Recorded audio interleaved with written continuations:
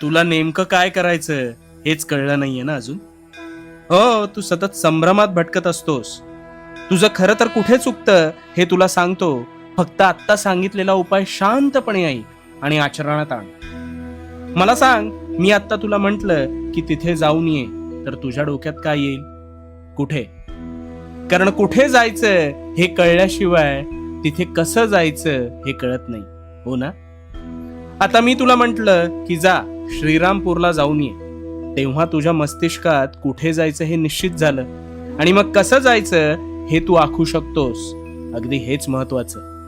याचाच अर्थ, जर दिशा योग्य नसेल तर तू निव्वळ भटकत राहतोस आणि त्यातून निष्पन्न काहीच होत नाही. मग तुला वाटतं एवढं करून सुद्धा सगळं नीट का होत नाही? होत नाही कारण तुझा मार्ग चुकलेला असतो, आणि जेव्हा मार्ग चुकलेला असतो तेव्हा गोष्टी मनाप्रमाणे घडत नाहीत. चुकीच्या मार्गाने केलेला प्रवास हा तुला भरकटवत नेतो. आता यावर उपाय काय? तर उपाय म्हणजे आधी कुठलीही गोष्ट करत असताना नेमकं काय करायचं हे ठरव.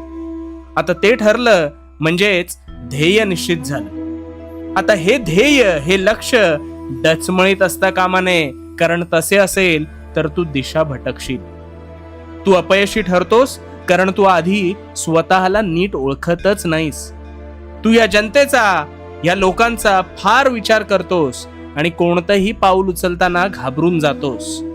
अरे तुझ्या आतला आवाज ऐक. तुझ्या आतला आवाज म्हणजे माझा आवाज आहे.